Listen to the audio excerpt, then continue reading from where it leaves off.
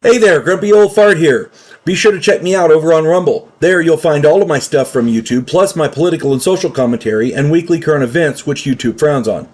Links to my Rumble channel, as well as my other YouTube channels, and links to let you order my books are in the description of this video.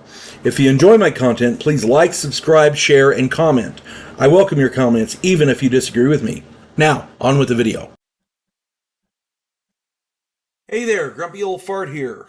I'm doing an advanced Dungeons and Dragons monster video on the Needleman. As a dungeon master, I'm always looking for unusual and strange monsters to run against my players. In my opinion, the weirder, the better. Enter the Needleman. Needleman can be found on page 67 of the Advanced Dungeons and Dragons Fiend Folio. Be sure to read through the description very, very thoroughly before you use them in your game. These things can be very, very tricky. The Needleman is a 3+4 hit die critter and has a startling variety of weaknesses. It is particularly vulnerable to magic. I won't go into all of the details of that here, but spellcasters will have a field day with these things. They're not exorbitantly hard to kill. One magic user can wipe out scores of these things. The two things that make the Needleman dangerous are the fact that amidst conifers or heavy undergrowth, they are 75% undetectable. This gives them a 3 in 4 chance to surprise a party of player characters. And by the way, Needlemen hate elves. I'm not sure exactly why they do, but they do. They will target elves above all other players. All other player characters. The other thing about the Needlemen is their number of appearing, and that is 5 to 50. Yeah, you can have an army of these things show up to attack your players. That's a mean average of 28 of these things. They fire 1 to 6 needles each, doing 1 to 2 hit points damage each. 28 needlemen firing 3 needles, doing 1 point each of damage. That's 84 to 168 points of damage.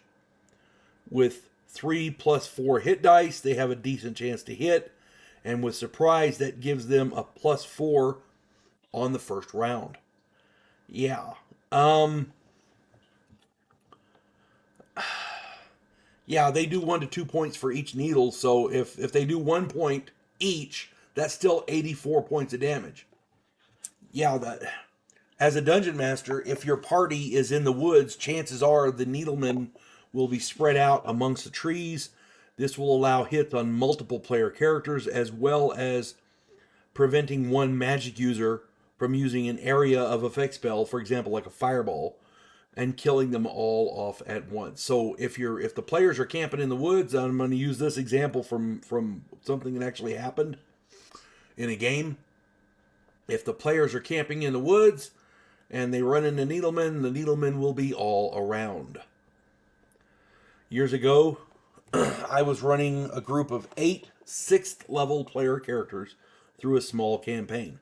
It took about a month and a half to get them to 6th level. I started them off at 4th. I've said this before and I'll say it again. I don't do experience by the book. The players in my games earn every level.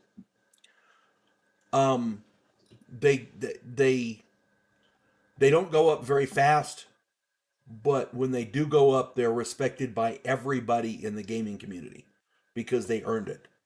Okay. Um,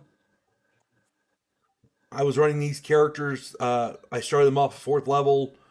They were now a 6th level roughly. I They were pretty used to working together. They had figured out how the characters worked pretty well. They had overthrown a local slavers guild, so the locals were mixed on either liking them or hating them. The freed slaves were happy, of course, but the group, they weren't happy in the town they were in because everybody they met, it was a 50-50 chance of whether they were going to praise them or try to kill them. So the group took a job scouting out a local forest and creating a safe trade route. The party trekked about 5 miles into the woods and decided to set up camp in a small clearing next to a stream. It was an idyllic spot. As they began to set up camp, 34 Needlemen stepped out of the foliage and opened up with complete surprise. 4-player characters, all of them elves, died in the first round. And they were done. In the second round, the Needleman went first and killed another 2. The final 2, a fighter and a thief, fled. Otherwise, it would have been a total party kill. These Needlemen, they hate elves, so they'll target them first. Turns out our wizard and our cleric were both elves, so they died in the first round. So yeah, yeah. If you get a chance to read up on the Needleman, do it. Again, page 67 of the Advanced Dungeons and Dragons Fiend Folio. They're not uber powerful, but with surprise they can, and as many of them that can appear, number of appearing, they can do some significant damage to your party.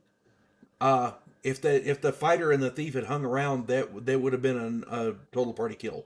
So, at any rate, I hope this finds everybody well. And again, I'm not trying to tell you how to run your games, please.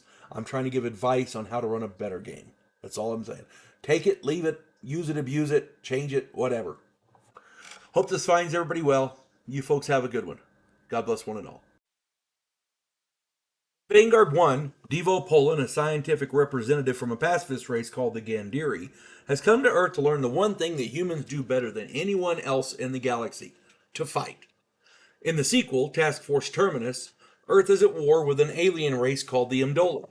Devo Polan's new commission in the Terran fleet exposes him to bigotry and treachery, and he comes to realize that sometimes political and military maneuvering are one and the same.